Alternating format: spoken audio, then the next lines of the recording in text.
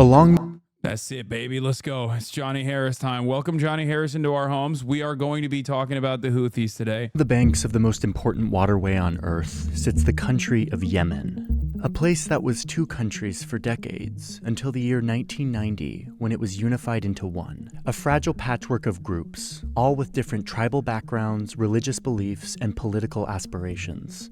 The story I want to tell starts in the 90s, when one group forms up in the northern mountains of Yemen. It started by a group of religious Yemenis who call themselves the Believing Youth, who were members of a Shiite Muslim sect called the Zaidi.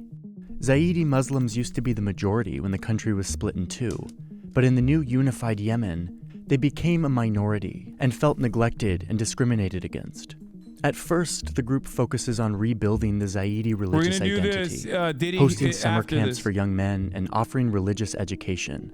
But in the late 1990s, the group starts to change in important ways. A member of Yemen's parliament resigns in protest and joins the Believing Youth. He felt that the government of Yemen was corrupt and far too influenced by Yemen's neighbor to the north, Saudi Arabia. Al-Houthi blamed outside influence for many of the country's problems. So as he leaves the government, Al-Houthi uses his wealth and family connections in the Zaidi community to become the leader of the Believing Youth. He wants an Islamic revolution, modeled after the one in Iran, one that kicks out any foreign influence and restores Islamic values. With Al-Houthi's influence, this group of young men in the mountainous region of Yemen starts to change. They begin protesting Yemen's president, Ali Abdullah Saleh. Soon they start taking up weapons, taking over territory, and eventually setting up their own security checkpoints in their region. The Believing Youth are starting to look a lot less like a summer camp and a lot more like a militia, like a rebellion. President Saleh, who had previously supported the Believing Youth, is starting to get worried. And then in 2001, the entire Middle East would change forever. After 9/11, the US launches a war on terror. They ask President Saleh for help, and he cooperates, taking military aid and allowing American special forces to operate inside Yemen, where the terrorist group Al-Qaeda has a presence. 18 months later, the US presence in the region would balloon even more when the American military invades and occupies Iraq. For Al-Houthi and his group... I just want to point out something here. Al-Qaeda still has a presence in Yemen. Al-Qaeda still has a presence in Yemen. And they are using American weapons, or did still have... I don't know what Al-Qaeda looks like in Yemen now. But up until like 2016, 2017, 2018, Al-Qaeda literally operating just like they used to at the behest of the Saudi government was straight up participating in the fucking genocide of the Yemen population being directed by Saudi Arabia. How'd they get the American weapons, chat? One must ask themselves how they got those American weapons. It wasn't a fucking accident. They were working with the Saudi government. Much to consider here.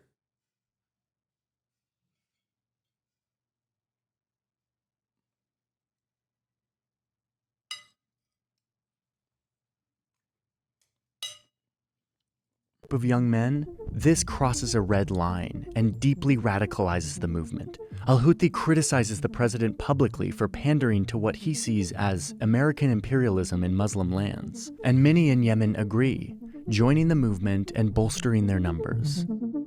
Al-Houthi adopts the violent slogan that sits on the flag of his movement to this day: God is great, death to America, death to Israel, curse on the Jews, victory to Islam.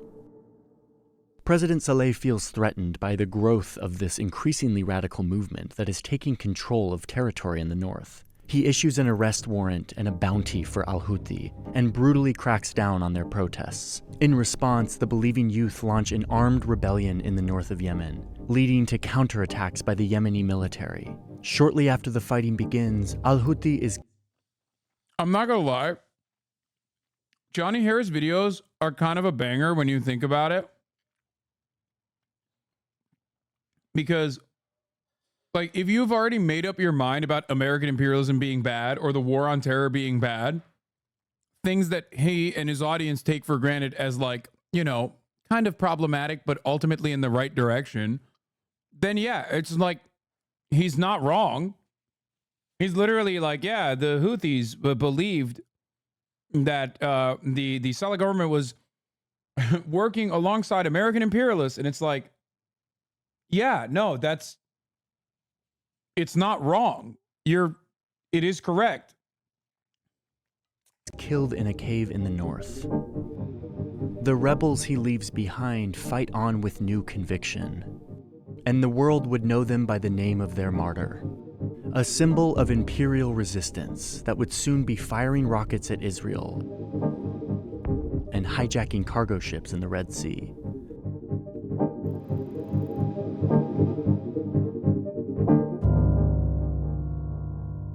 This Yemen story is about to get really fascinating. I'm going to pause for a second because I need to thank the sponsor of today's video. The sponsors are how we're able to do our journalism here on YouTube, so thank you Incogni for sponsoring today's video. I've been using Incogni for about 18 months now, and it has really changed my digital life. Most of us don't know that our information, our name, our date of birth, our address, our browser history is a commodity. It is bought and sold. I'm doing ethical on react. A data market where data brokers make a lot of money selling our information to corporations or insurance companies that want to profit off of us. They have the right to do that. And yet we also have the right to request that our information be taken off of those lists. The problem is,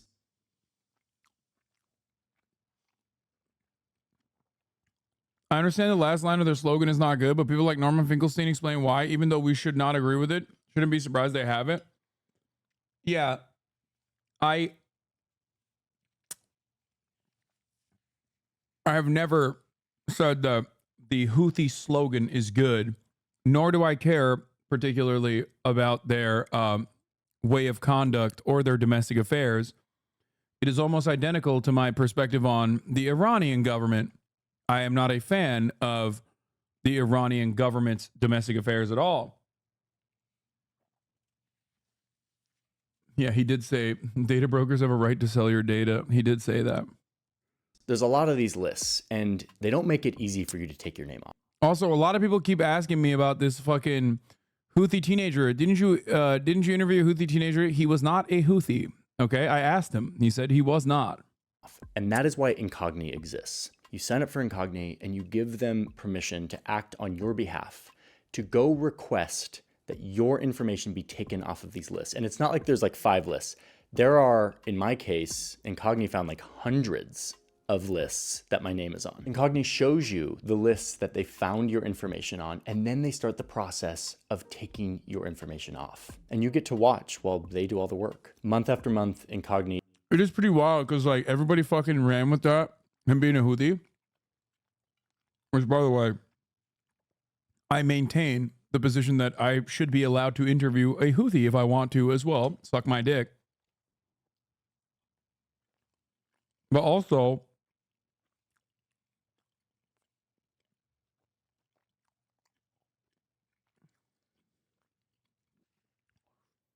not only was he not a Houthi, he got arrested.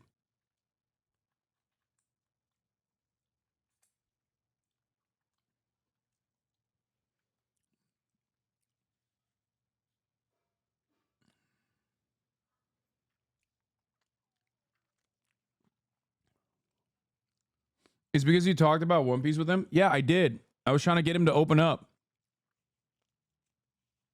You might not agree with my methods, but I don't give a shit. I'm going to humanize these people, okay? I don't care. You can get mad at the fact that I'm trying to humanize the Yemeni population.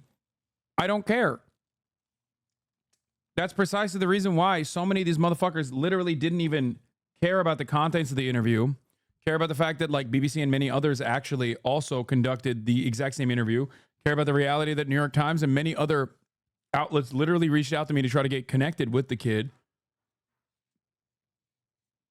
But yes, I am going to humanize a victim of a survivor of genocide That's number one. Number two,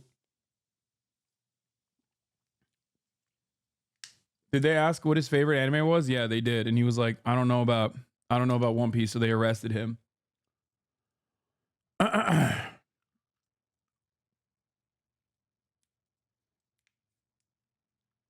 And what a lot of people fail to recognize is that throughout that interview, obviously I didn't fucking debate him, right?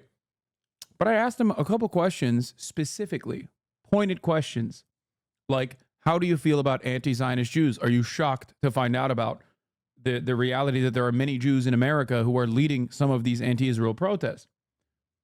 The reason why I asked that question to him was specifically because I wanted to see what his opinion was on the matter. Of course, nobody made mentions of that.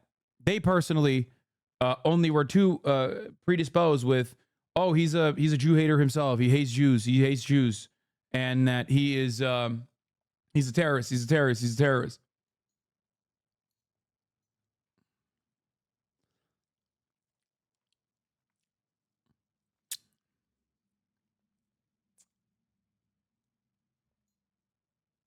Okay. What'd they arrest him for? I mean, I'm pretty sure he's out of jail, but I don't know why he got arrested. He is working for me to keep my privacy and my data safe, which is a really good feeling. So that's Incogni. I'm really glad they exist. I'm really glad they've come to sponsor a video because I started using their service and I am very happy with it. They also then ironically claimed he was media trained and like lying. Fucking 19-year-old survivor of genocide. Again, is it classic white supremacist bullshit? By the way, they still bring that shit up every goddamn day. What? They community noted you? Oh, hell yeah. On most major issues that will likely be discussed in the debate, there are significant policy differences between Trump and Biden, including abortion access, tax policy, education, healthcare policy, and more. I mean, their community note is literally my second point. Look, maybe we should ask them what anime they watch. See, they always still make that snide remark. How dare you ask a victim, a survivor of genocide, questions that will make him realize that I'm not trying to fucking attack him and humanize him to the American audience. How dare I do that? Well, that's what I got for you. You can suck my cock. That media training thing is just something that the horsefucker V made up. Yeah. Yeah. Also, the Houthis, on the other hand, simultaneously have like curse the Jews on their fucking slogan, but they're also simultaneously doing media training to be like, yeah, anti-Zionist Jews. Wow, that's cool. I like that. Why wouldn't he just say, I hate the Jews?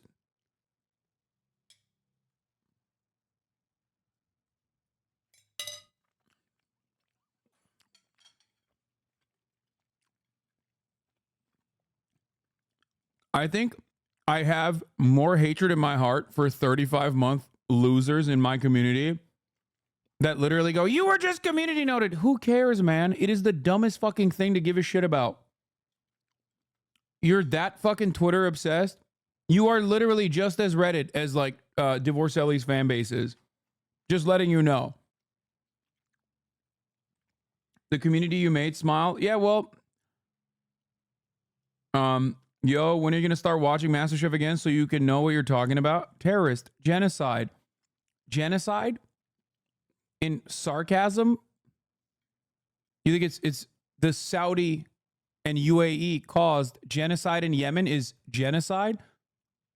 What happens to Israel dick riders? Do they just like automatically like there's something really fascinating that happens to people who love Israel that literally just say like there are no genocides. What is it? Is it just the Holocaust? No other genocide has ever happened on the planet?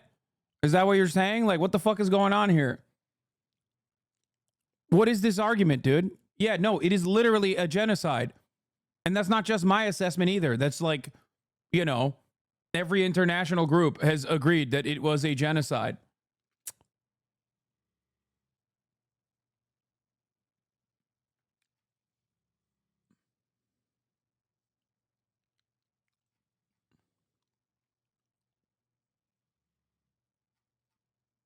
What the fuck?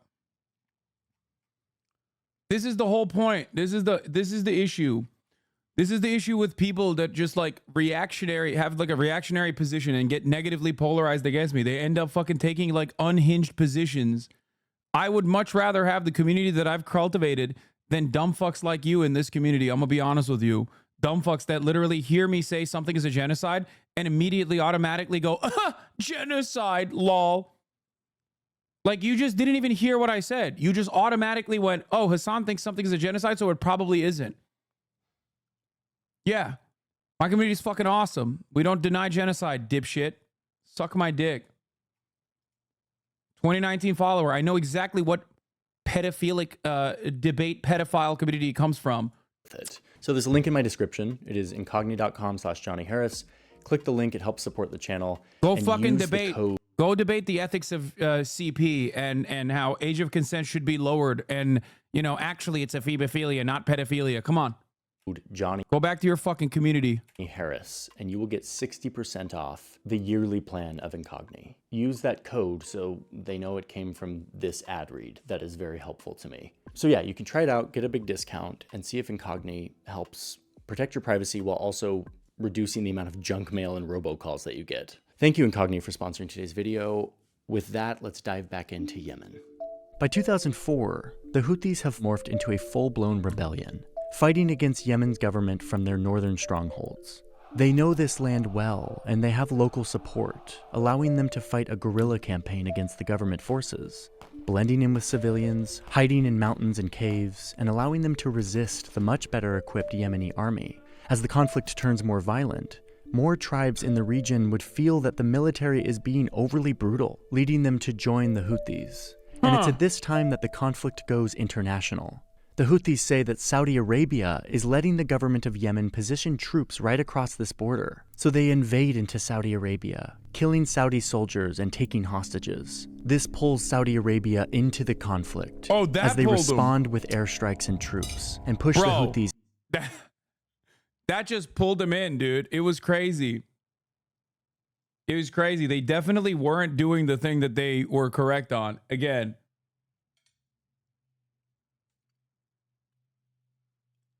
Come on, dude. Israel style. Yeah, Israel style. They were just defending themselves. He's out of their territory, punishing them for this invasion. Now, over here, Iran is watching this war, and they see an opportunity. The Houthis are now fighting directly against their biggest rival, Saudi Arabia. So they start secretly sending weapons to the Houthis. At least that's what Saudi Arabia claims, saying that they intercepted an Iranian ship filled with weapons and military trainers on their way to the Houthis. It looks like Iran is directly supporting the Houthis now, though how much support they provide behind the scenes will always be intentionally unclear. As the conflict between the Houthis and the government continues in the north, Saudi Arabia has been fighting their own war on terror against a branch of al-Qaeda operating in Saudi Arabia. Seeing that their days are numbered, this branch of al-Qaeda flees south over the border into Yemen, where they merge their forces with the Yemen branch of al-Qaeda. They create Al-Qaeda in the Arabian Peninsula, or AQAP, one of the most dangerous and well-funded versions of the group to ever exist. The group's goal is to create a strict Islamic state across the whole region, while violently waging holy war against foreigners in Muslim lands. This puts them at odds with both the Yemen. The Saudis hate al-Qaeda as much as Israel hates al-Nusra, okay?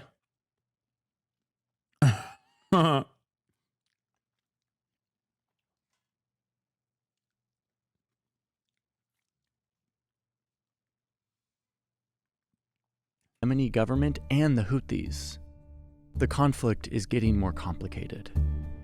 Around 2011, the region starts to change in big ways. In one country after another, there's an outpouring of public anger on the streets, demanding change from their government, removing old leaders. This is called the Arab Spring. It's upheaval that spirals the region into hope and chaos.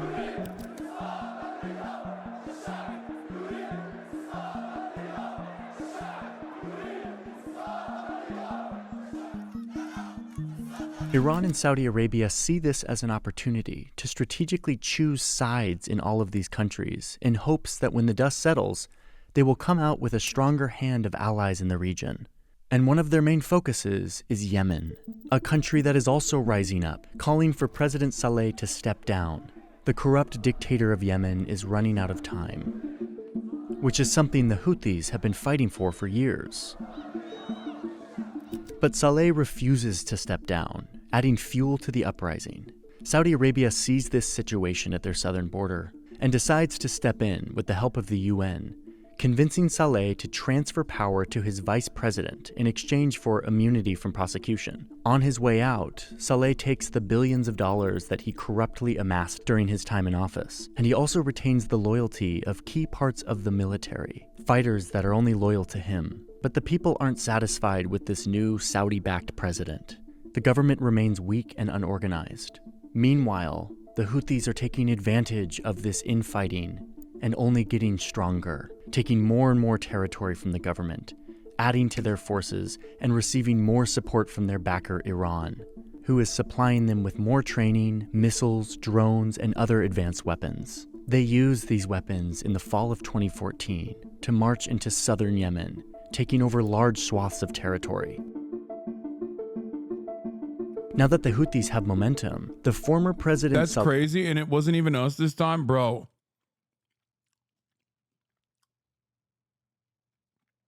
Fuck you mean it wasn't even us? Bro, he's literally talking about direct Saudi involvement.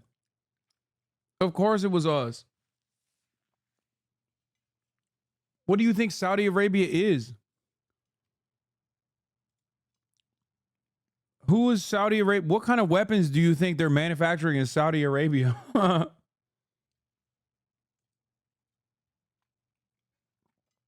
What kind of targeting systems does the domestic Saudi weapons manufacturing industry have, you think? No, that's us, man. We did that. Saleh joins them in an alliance of convenience. In fact, Saleh's forces are critical in helping the Houthis take the capital city of Sana'a. Saleh is now working with his former enemy. The reason why he now mentions Saleh is corrupt is because of this, by the way. A chatter was like, oh, now he mentions that President Saleh is corrupt. It's because of this. He was trying to get you to understand. He's bad now. He didn't mention it when the Houthis were resisting against him. He only mentioned it when he's aligned with the Houthis for a brief moment. Against his own vice president, the man he had to give power to when he stepped down. President Hadi and his government flee south as the Houthis take over, but the Houthis are right behind them. So Hadi has to flee to Saudi Arabia, trying to govern Yemen from there. But the Houthis just keep gaining momentum. By the middle of 2015, they now control the capital city completely, where they create their own government and take control of the government's military weapons, helping them expand even further into the south.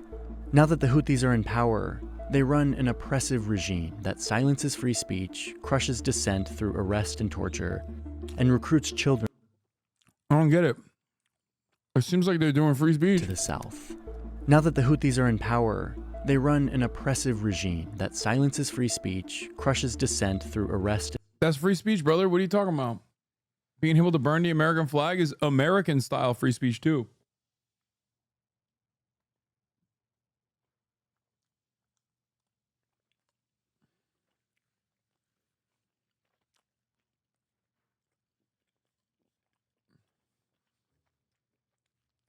Yeah. Under Saleh, Yemen was a thriving liberal democracy, but he is also partially corrupt and brutal.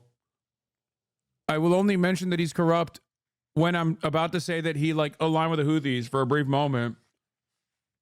Also, the shining beacon of liberal democracy that Yemen was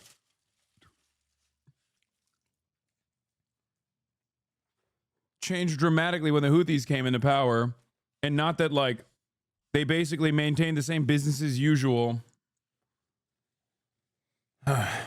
in the midst of a fucking civil war.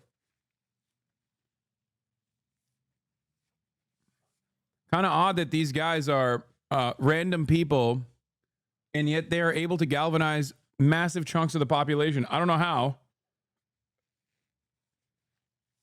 Agree with him or not.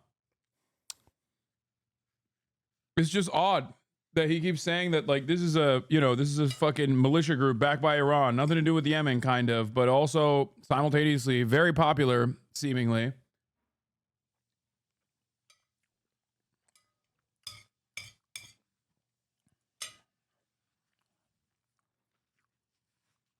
And torture, and recruits children as soldiers, all while imposing strict religious laws that undermine women's rights. Meanwhile, Saudi Arabia is getting nervous. Their southern neighbor is now controlled by a group that is funded by their biggest enemy.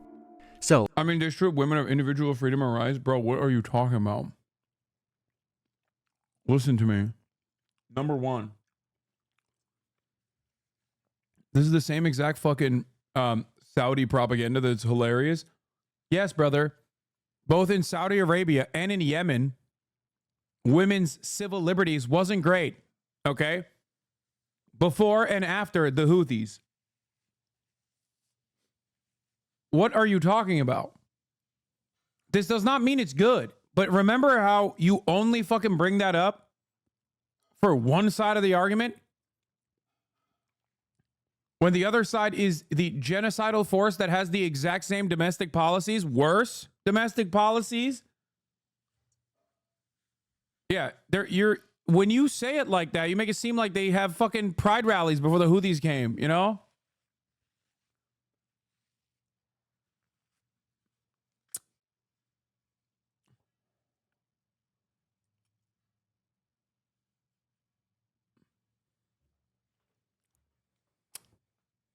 Saudi girls in my college course in 2014 had never driven a car because it's illegal. Yeah, they also probably came to the United States of America with a male member of the family because they are because they can't travel on their own usually to the United States of America. I mean, it's cool that the government literally pays for your male family member as well for you to go to school in America, but like also not great that, you know, that's a thing.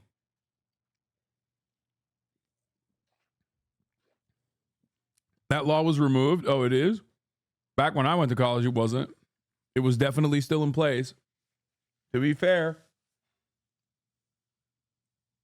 Qatari dancer, I went to college in 2009. I am old. It might have been a part of MBS's charm offensive where he did some reformation. Not a lot. Some. Like saying women are allowed to fucking drive cars and shit.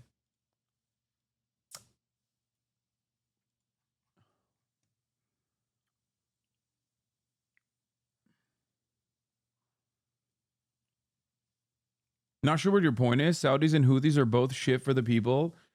Brother, you are in the United motherfucking States of America. What the fuck are you talking about? Our involvement in both of these countries have been objectively bad for both of these fucking countries. On the Saudi front, our maintenance of the monarchy and its fucking grip on power has created an environment where no real change will ever occur. On the Yemen front, we funded and facilitated the same exact type of fucking regressive thinkers, I guess, if you want to think about their fucking domestic policy, in funding and facilitating a genocidal campaign in Yemen.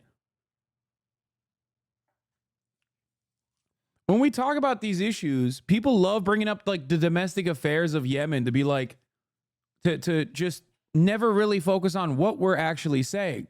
What we're actually saying in this conversation is like, well, we have to intervene because Yemen is brutal and repressive in its regime. And it's like, dude, what are you saying? The people interfering are also brutal and oppressive in the exact same fucking way. And they're doing a genocide on top of that.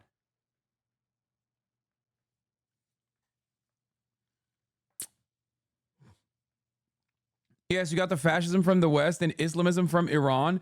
Yes, one must ask themselves how Islamism came to Iran to begin with in the degree that it came to Iran.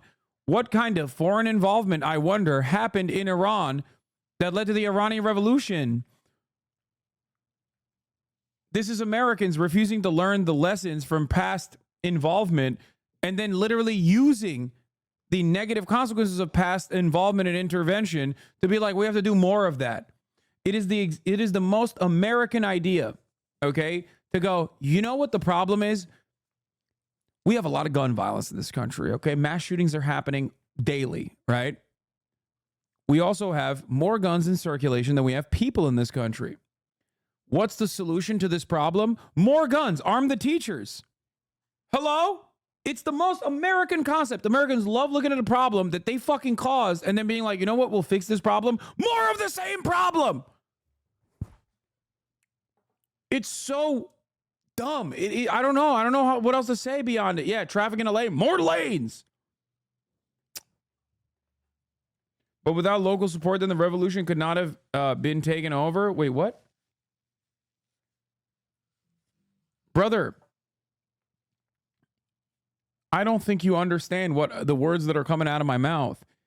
The local support for Islamist movements, fundamentalist movements, literally gain more momentum when they are launched against Western imperialism. It goes back to my argument. Okay? That is how people go, you know what? I'm not the biggest fan of the fucking fundies, but it turns out they're not wrong. It turns out maybe they're right about the fucking Shah.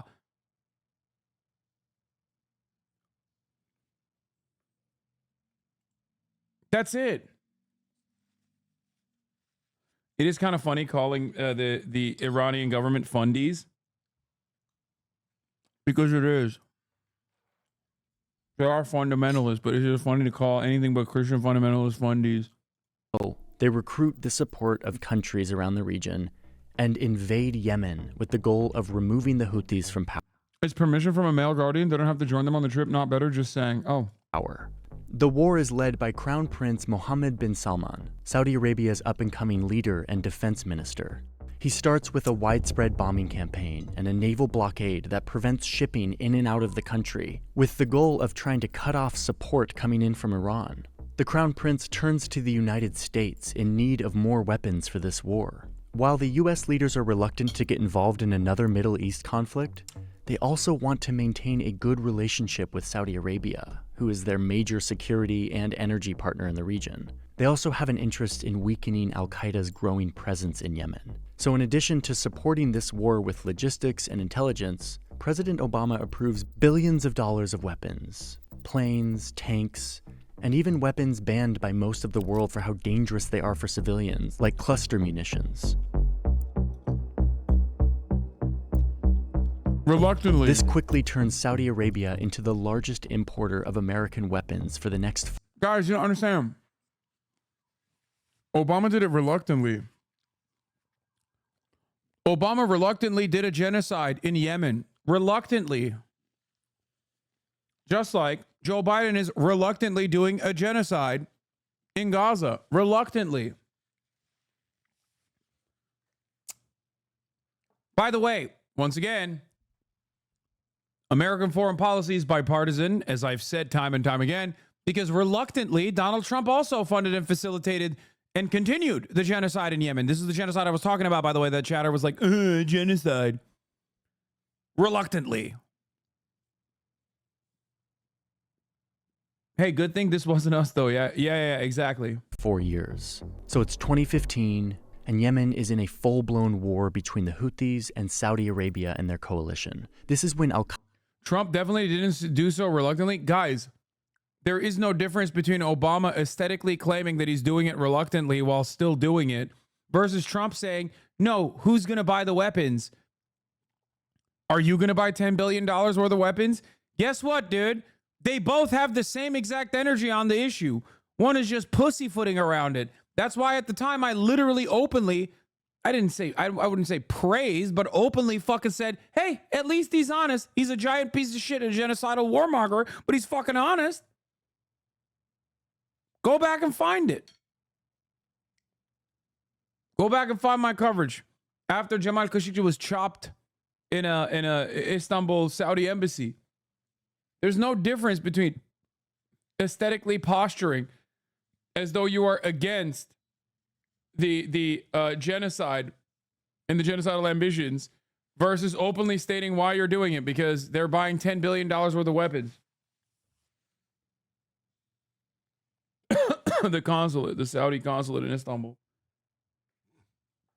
Al-Qaeda, who's not on either side, takes advantage of this chaos and makes a land grab in the middle of Yemen. They take major cities and clash with government forces. Also taking advantage of the instability is the terrorist group ISIS, who come to Yemen and fight the Houthis and Al-Qaeda at the same time, though their attacks are scattered and they don't control significant territory. The US then gets more involved by launching airstrikes at Al-Qaeda and ISIS targets to stop them from gaining any more territory. They try to kill their leadership, but the US has to do this carefully because they don't want to engage the Houthis. Their fight is with Al-Qaeda and ISIS.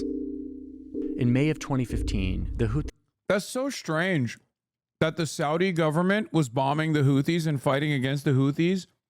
And it's so weird that so was ISIS and Al-Qaeda.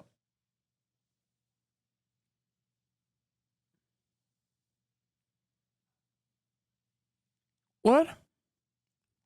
What's that about? In the same time frame, al-Nusra, which is like the Syrian version, was also getting help from the Israeli government.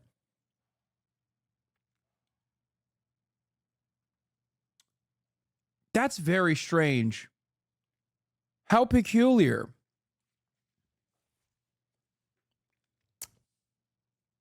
I just don't know. I don't know what it is. I don't know what I don't know what it's about.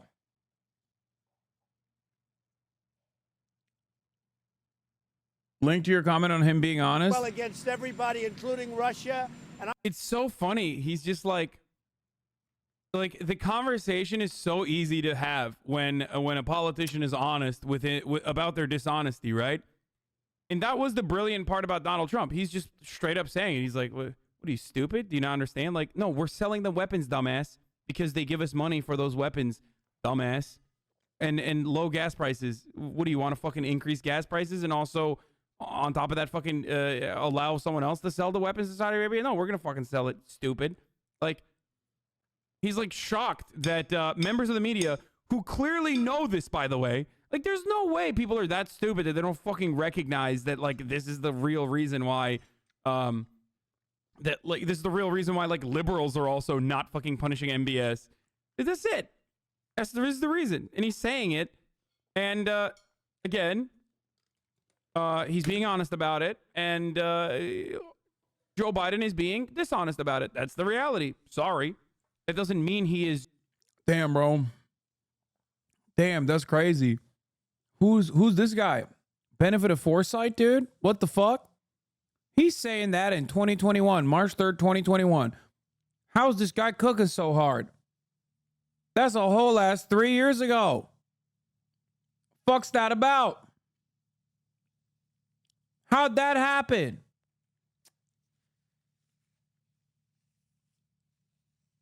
Huh. That's weird. I'm saying Joe Biden's being dishonest about it. How did I know? How did I know? What? How did I predict how Joe Biden would react against Yemen later down the line? How? A good person. He is a fucking monster. The things he's saying are monstrous. But that's precisely why I get frustrated with the Joe Biden administration, because if you think that this is monstrous, then you have to recognize that what Joe Biden is doing is also monstrous. And I'm going to keep it that way. And I'm not going to tell a country that's spending hundreds of billions of dollars and has helped me do one thing very importantly, keep oil prices down so that they're not going to $100 and $150 a barrel. Right now, we have oil prices in great shape. Chatters back then also demanding gaming. Chatters back then also demanding, okay, buddy, 2 hours into the fucking broadcast.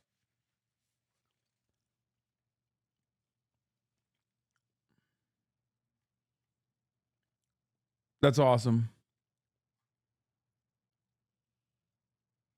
Houthis attack a city just across the border in Saudi Arabia, killing 2 and taking hostages, forcing an airport to shut down. The Crown Prince doesn't take being attacked on his own soil lightly, especially by Iran's proxies. So over the next 24 hours, the Saudis launch 130 airstrikes in Yemen, hitting homes, schools, and hospitals. Thousands are forced to flee from their home. Hundreds are reported dead, though we'll never...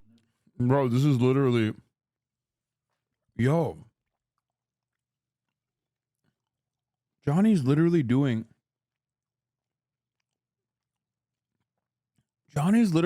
like Israel style propaganda, but this time for Saudi Arabia, which I think is cool. Like, at least it's a unique perspective. It's refreshing to hear it. He's defeating the Islamophobia allegations pretty aggressively, in my opinion.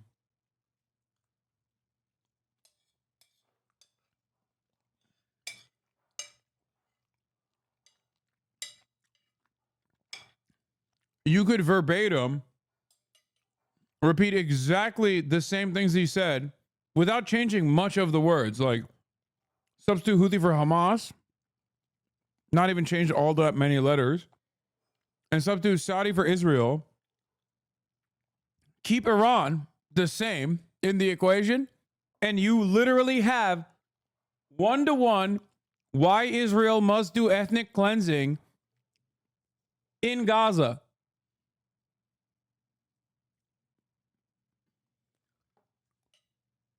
Straight up. But yeah, once again, I want to cherish Johnny Boy here.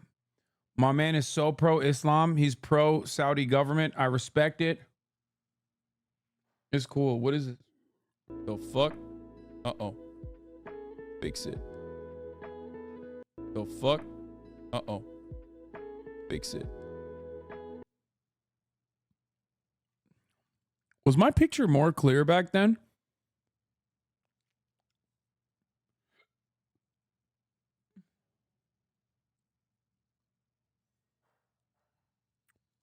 No. Never know the real death toll. These strikes are almost immediately called war crimes, but the Crown Prince doesn't back down. His coalition then sends in ground troops from the south, pushing back the Houthis and taking back the city of Aden. He's behaving as if he's fighting his greatest enemy, Iran. It's a vicious cycle that is common in proxy wars like this, and it lands the people of Yemen in the worst humanitarian crisis in the world. The international community tries to intervene with diplomatic efforts to stop the fighting, but over the next 6 years, those efforts would fail, and Saudi Arabia would continue its brutal campaign, all using American weapons. The Houthis continue to fight to show that they are... The international community was like, oh, please stop it. Also, here's billions of dollars of weapons, but please stop it. Guys, we can't stop it. We can't. We want to stop it. We just simply can't. Guys, our fucking hands are tied. This is why you must understand why we offer unconditional support to Israel. Because we offered unconditional support to Saudi Arabia. Okay? This is why I laugh when motherfuckers say, Hasan, don't you think that Jews control American politics? It's like, yeah, dude, so does Islam, I guess. Hasan, don't you think that Islam controls American politics?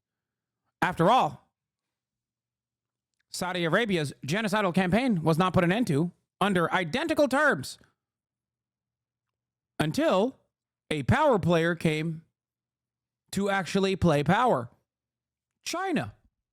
China stopped this shit, not America. Don't forget that. Yeah.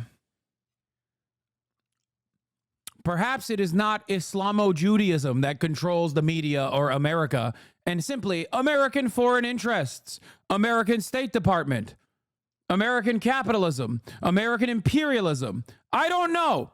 Or maybe it's actually Islamo-Judaism.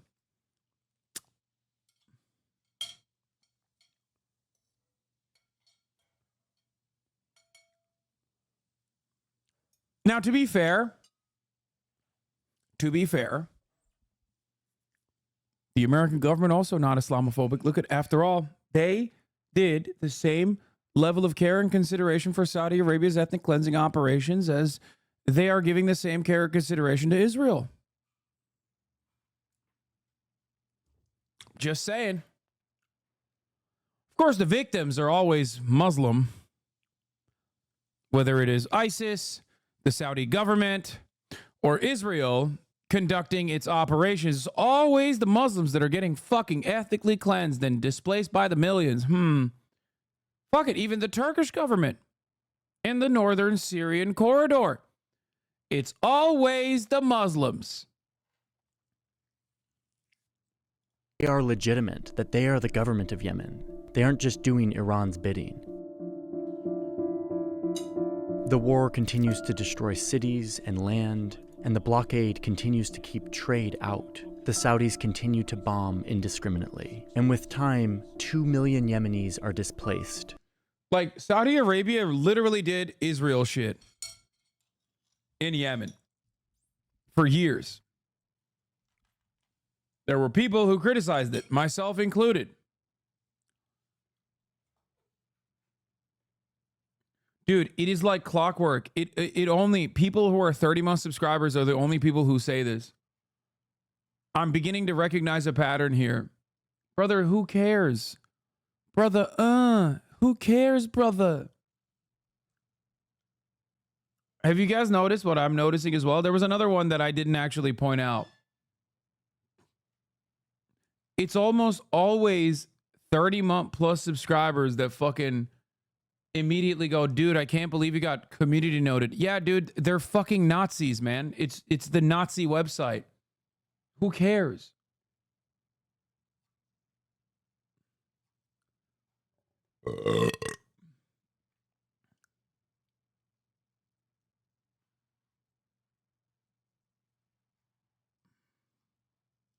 Forced to leave their homes to flee this violence. 150,000 civilians have had no But this doesn't stop the Houthis from escalating their offensive. They start attacking Saudi Arabia directly with missiles and drones in their capital city and their civilian airports, using weapons.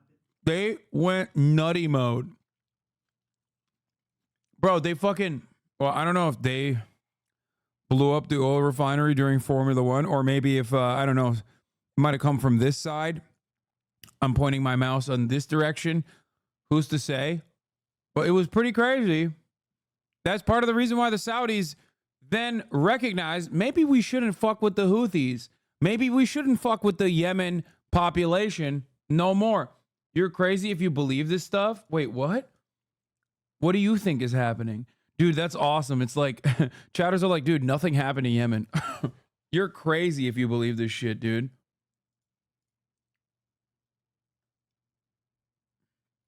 Your first reaction to being community noted was that of excitement. Then you flip hard for whatever reason. Yeah, because at first it was funny, but it's like annoying when so many chatters care about it and they're like, oh my God, you got community noted. It's a fucking Nazi website filled to the goddamn brim of Nazis. And the fact that people keep repeating it over and over again is fucking annoying.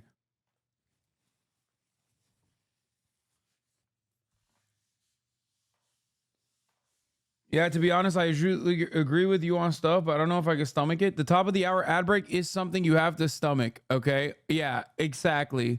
Poopy pee-pee man. Yeah, get fucked. Get fucked. Get fucked. I'm half Saudi, and even I don't defend this shit. Chatter has brainworms. Yeah, Chatter's like... Chatters are like, no, you don't understand, bro. Saudi Arabia fucking... If they're America's ally, we're on board.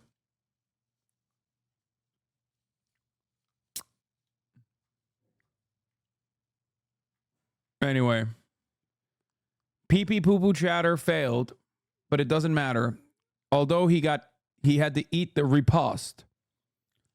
Ultimately, one thing is unchanging, that there is a 3-minute ad break at the top of the hour. And if you no longer want to see those ads, all you need to do is subscribe. For $5 or for free with a Twitch Prime. The scale of the Houthi oil refinery attack was kind of amazing. Well, we don't know if it was actually the Houthis. We don't know. We don't know who did it. The Houthis did take credit for it. That was genuinely a change of pace in the conflict in general, where Saudi Arabia was like, oh, fuck.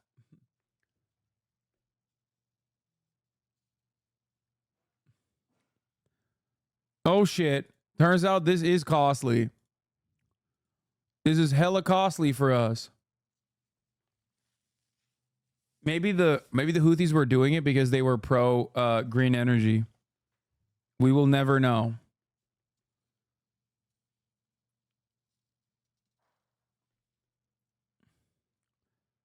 Yeah, they read how to blow up a pipeline. Weapons that most believe are coming from Iran. In December of 2017, the Saudis and the UAE convinced President Saleh to break his alliance with the Houthis and return to power as president of Yemen. They hoped that Saleh, the former dictator, might be able to hold on to power and rule more effectively. Saleh takes the deal and changes sides yet again, breaking with the Houthis and joining the Saudi-led coalition. Now he's no longer a corrupt dictator. We've decided now he's a kind individual who is good, actually. Fighting breaks out between the Houthis and Saleh's militias, and Saleh is killed just 2 days later. Meanwhile, in the United States, there's a new president. President Trump orders increased drone strikes and... Some ultra-leftists told me it's Ansar Allah instead of Houthis because it is Ansar Allah. Ansar Allah is like the new coalition that is comprised of both Houthis and other factions as well. Raids against Al-Qaeda, So that ultra-leftist helping is government correct. forces take back large amounts of territory. Despite the war crimes committed using American weapons, Trump approves more weapons sales to Saudi Arabia to wage this war. And then, Wait, what? Was he not reluctant? Then in 2018, the conflict takes on a new dimension. The UAE, who's a part of this Saudi-led coalition, is starting to lose faith in the direction this war is going. They don't like the current government of Yemen, and they're losing soldiers on the ground. It's damaging their reputation on the world stage. So the UAE leaves the coalition, but they still want to influence who will ultimately control Yemen. So they start backing a new group in the south called the Southern Transitional Council, or STC. This group isn't aligned with the government or the Houthis. They're calling for a separation of the southern part of Yemen. They want their own state. They want their own country. So the UAE starts to withdraw their troops from the south of the country, and the STC separatists start taking control of southern provinces. The Saudi coalition is fracturing, and yet another group is jumping into the fighting, showing just how up for grabs Yemen has become. By the fall of 2019, the war has reached maximum complexity. You've got the Saudi coalition backing the former government. So complex, bro.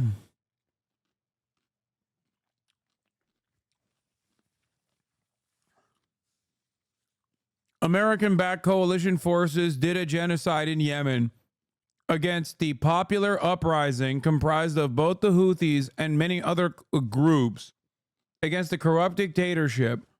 These groups, in their domestic affairs, aren't exactly woke either.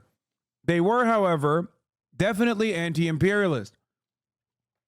These groups also got funding and facilitation from Iran as a consequence of the coalitions that were attacking Yemen. Who were the coalitions that were attacking Yemen? Well, the Saudi government, American imperialism's very own brown face in the region, UAE as well. It is not that complex. It is yet another instance where we are talking about the genocidal ambitions of America and their allies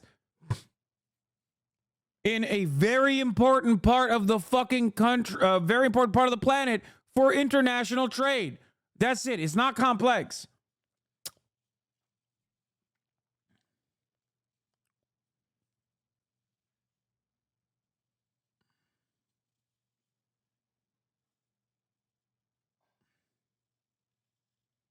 Hey, man, I'm trans and I think I decided to vote for Trump. Shut up. You do this every fucking day, dude. You do this every day. Shut the fuck up. We know you're not actually trans and we know you're not. Actually, you might actually be a Trump voter. You do this literally every fucking day. Stormy Echoes, you literally come into the chat every goddamn day to fucking troll. Okay? Every day. I haven't banned you. I should. Okay. Oh my God. Oh my God. Just shut the fuck up. Just take a day off. Okay. Every fucking day. Chatters know your name. Why is chat laughing? Wait, what do you mean? Why is chat laughing? We're laughing because we see Stormy Echoes every day try to do new fucking baits.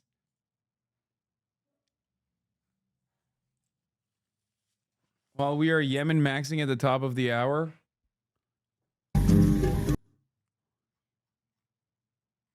Wait, we'll do that later.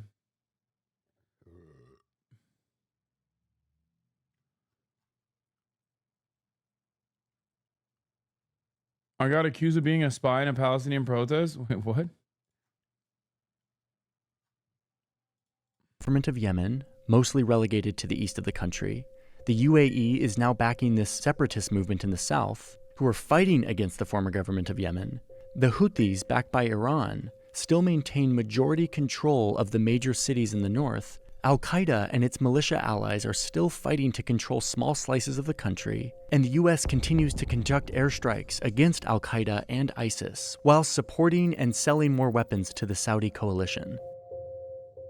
Yemen is fracturing further, and if there's any hope for peace, power needs to be consolidated. So Saudi Arabia and the UAE make amends, and then together they convince the government of Yemen and the separatists in the south to form a new coalition. I just don't understand. I don't understand.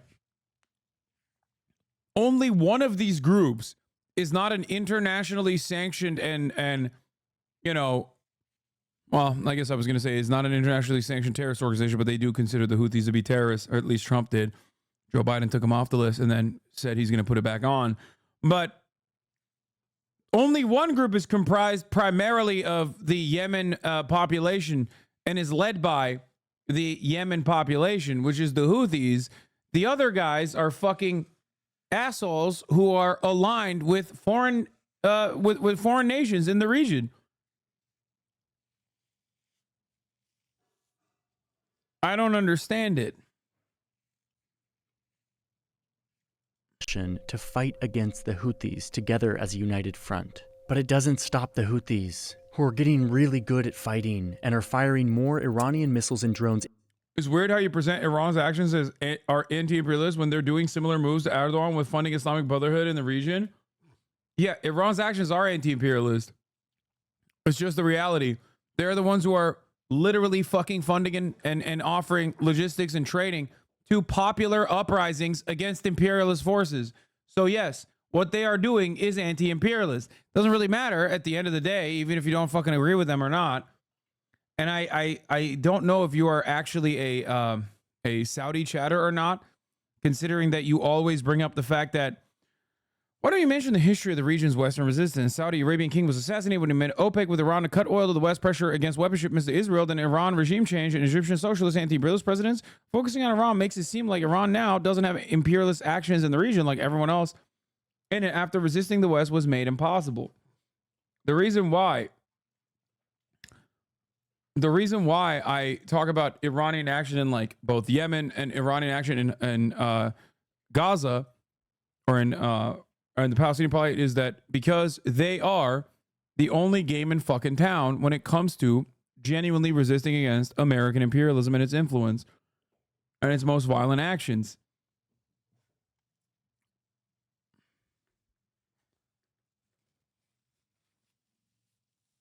Osama bin Laden is an anti-imperialist? Yeah, definitely. That's why he was he's such an anti-imperialist. That's why he was armed and trained by both the Saudi kingdom and also by America. You know, a rabid anti-communist.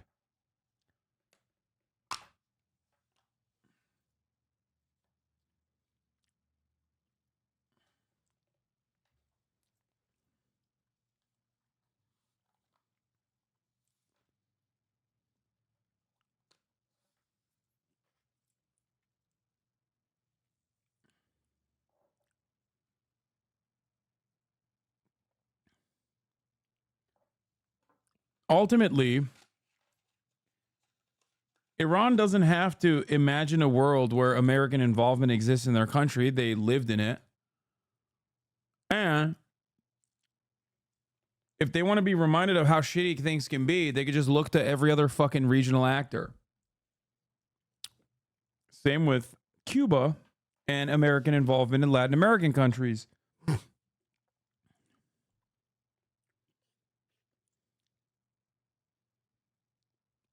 Into Saudi Arabia, hitting state-owned oil refineries and threatening to drive up oil prices globally. By January 2021, the Houthis, a group started to provide religious summer camps to young men, are now battle-hardened, and they control 70 to 80% of the population of Yemen. Later that year, the UN announces that approximately 20 million of those people are dependent on humanitarian aid for their daily needs. And at this point, the war starts to settle in to an uncomfortable stalemate. In April 2022, the UN brokers a ceasefire, and the fighting stops. At worst, you might say that Iran is aggressively expanding its sphere of influence. You can't even call them irredentists because they never try to claim any more territory. Yeah. Iran is a regional actor with its sole purpose as foreign policy, trying to end American involvement and interference. Iran's foreign policy beyond that, or Iran's interest beyond that, certainly could be the implementation of like a Shia-style control similar to Iran in other countries where Shias do exist. But that is not the point. That's neither here nor there. That is insignificant in the grand scheme of things. You don't believe that yourself? What do you mean?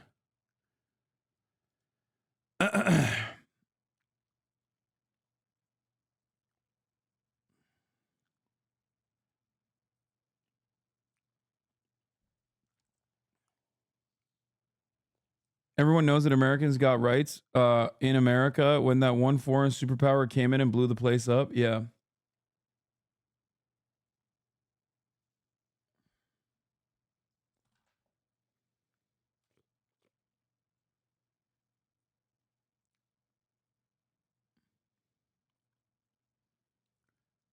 The irony, of course, is that Iran would be in a dramatically different place if America did not interfere in Iranian politics during the Mossadegh era, because British Petroleum thought it was completely unacceptable that their refineries were seized by the Iranian government after Iran decided to nationalize its oil production.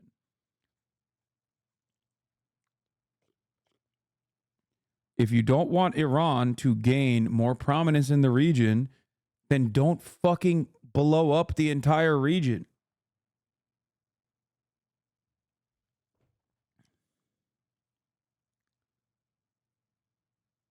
Iran never nationalized their oil production until 1979. Iran moved to nationalize their oil production, and that was a bridge too far for British Petroleum. That is the reason why they went to the CIA. Or OSS, I guess, at the time. Or no, I guess it was CIA at that point.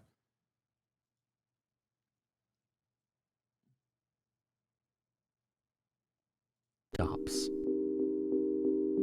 Behind the scenes, Saudi Arabia and Iran have been in diplomatic talks, sponsored by China. Regional tensions are cooling, which means that their proxy war in Yemen. Damn, put some respect on it. Put some respect on it. Let's run that part back, dude. Iran have been in diplomatic talks, sponsored by China. Regional tensions are cooling, which means that their proxy war in Yemen is also cooling. Saudi Arabia has had enough of the fighting. President Hadi resigns and hands power over to a council meant to govern Yemen and manage the war, and both sides are tired of the fighting. So when that ceasefire is set to expire in October 2022, the conflict mostly stays quiet, even without a new agreement. By 2023, Saudi Arabia and Iran have officially restored their diplomatic relations. Saudi Arabia hoping that this means Iran will stop supporting Houthis to attack their southern border.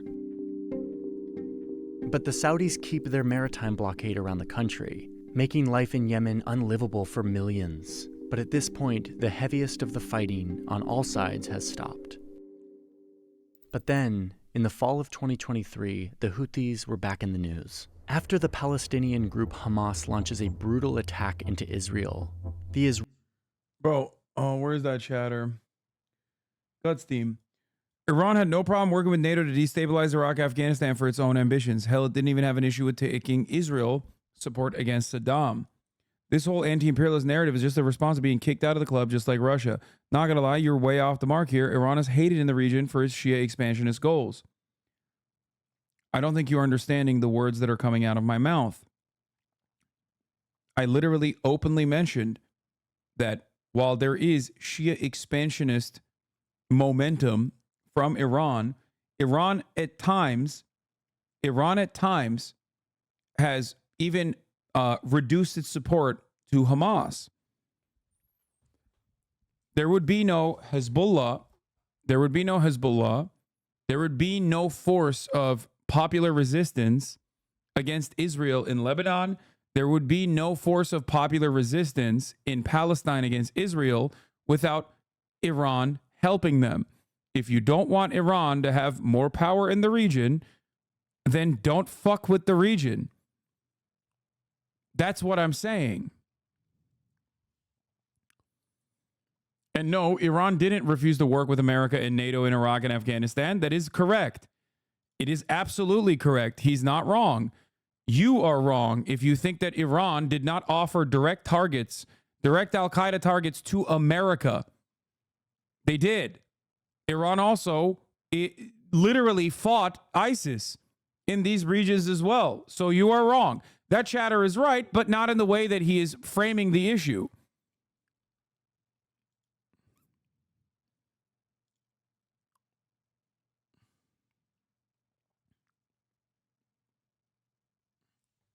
That's why it's so funny when Americans are like, dude, fucking Iran, dude. Fucking Iran, they're part of that axis of evil, baby. What the fuck? Yeah, let's give them hell. It's like, bro, Iran, even after being put on the axis of evil list by that same dipshit that we were listening to earlier today, chirping about the civility of American Congress, still continued to offer targets to American security forces in the region.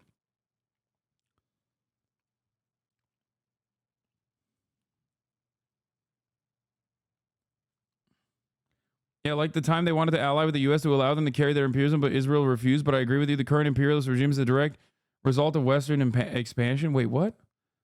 They wanted to ally with the U.S. to allow them to carry their imperialism, but Israel refused. Okay, that I'm confused as to what you're saying.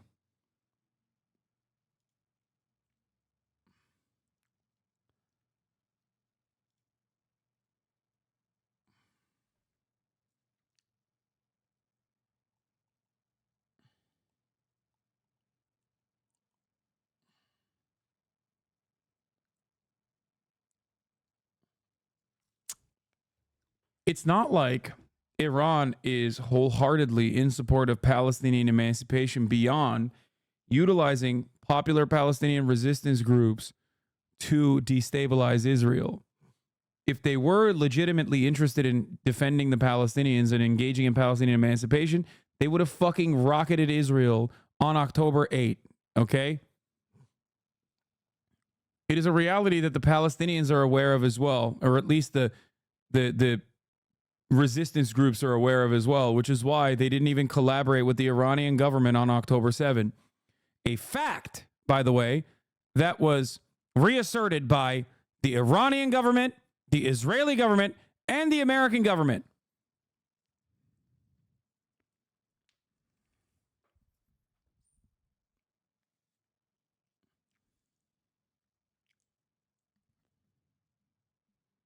Anyway.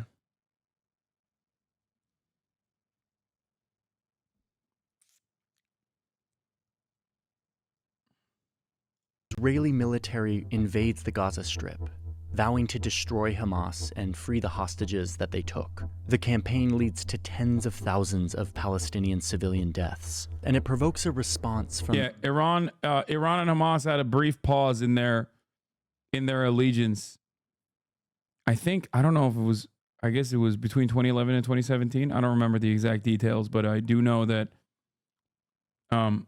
they're not like when people try to say that like Hamas is being directed by Iran, or when people try to say that Ansar Allah is being directed by Iran, that is not correct. Okay, these can be considered Iranian proxies to some degree, as long as their interests are aligned.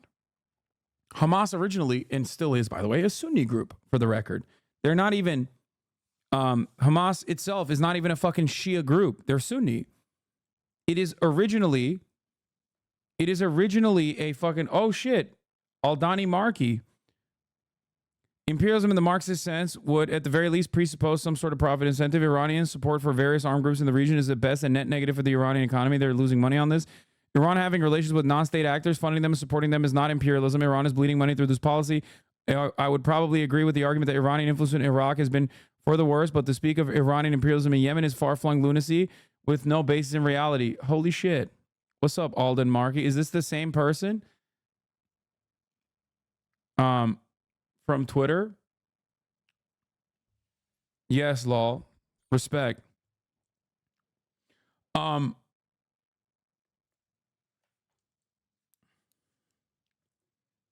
Yes. Iranian interest in the region is born out of anti-American imperialist desires. That's it. 100%. And there have been times when Iran has withdrawn support or even refused to support to the degree that they claim they would if Israel violated red lines. Remember, Iran only struck Israeli soil after Israel tried to open up another front of war against Iran in an effort to possibly bring America into the fold in a more meaningful capacity. Iran did not strike Israel after Israel violated previously set red lines that Iran had never really enforced because they never technically had to. Iran struck Israel after Israel struck the Iranian consulate compound. Okay? That should at least have make you, understand what the Iranian ambition is here. Iranian-backed groups all throughout the region. The Houthis are one of those groups. They launch drones and cruise missiles into southern Israel, vowing that their attacks won't stop until the invasion of Gaza stops. And then they start firing their missiles and drones at cargo ships that are traveling through the Red Sea, where 25% of container traffic travels, a major artery in our global economy. In the days after these missiles start flying, traffic through this Red Sea route declines by 73%. In response, the US and UK shoot down Houthi missiles and drop bombs on Houthi military targets in Yemen, pulling the US and its allies deeper into this enduring conflict. The reason I wanted to tell you the story. Yeah, America was they forced America's hand again, dude. It's just so crazy. The other side of this is never mentioned. Israel, no power whatsoever in the Israel small bean. America also small bean. Poor America had its hand forced. It's just like the brave people of Yemen across the board, which is united on this front, by the way, which people should remember when talking about Yemen. The most uniting principle for the entire country that was under insane blockade and genocide. What united everyone, including those who fought previously against Ansar Allah, was what was happening in Gaza. America could get Israel to stop doing a genocide in Gaza. They could. They just choose not to and then act like the only mechanism of enforcement that they have is by attacking anyone and everyone that has something to say about the genocide in Gaza.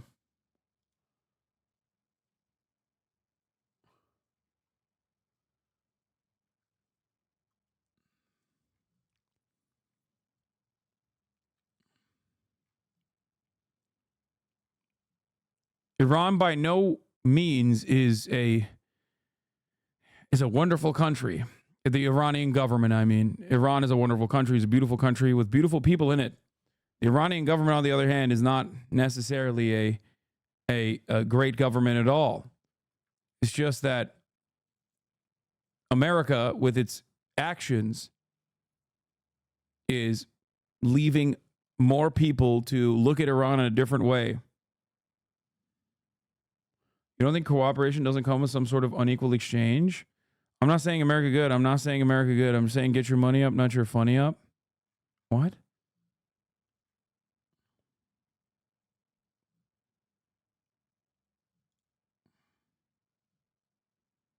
You can say the beautiful people part again. It's true.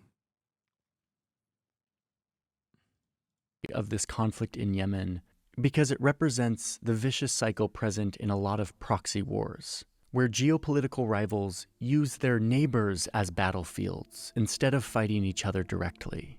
They fund and add fuel to local conflicts, escalating them to the entire country and often to the entire region, leaving violence and power vacuums in their wake, which are then filled by bad actors, trying to take advantage of the instability. All of this changes borders, destroys cities, and ruins lives. It's the story of powerful countries. And did Johnny say USA once? Yes. Johnny Harris only brought up the United States in this conversation to say that Obama reluctantly gave billions of dollars of weapons to Saudi Arabia to conduct a genocide, which he didn't say was a genocide, by the way. I don't think once did he ever mention that it was a genocide. Okay. He also then mentioned that America reluctantly was forced to deal with the Houthi plight after the Ansar Allah government started blocking ships from going up this little passage right here.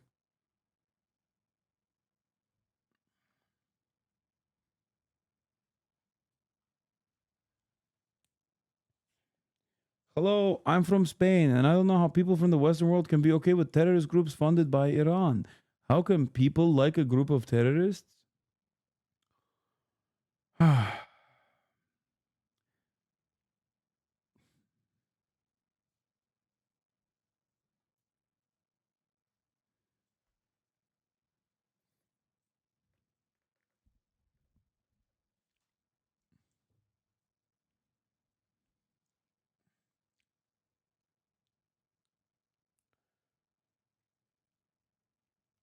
That was not a Spanish accent. I know. I fucked up. Yeah. Hello, I'm from Spain. And I only like terror cells that are funded by the American government or entire states that are doing terrorism. As long as they're aligned with the American government and our interests. their cynical scramble for influence and power in vulnerable places, leaving behind them a wake of tremendous human suffering.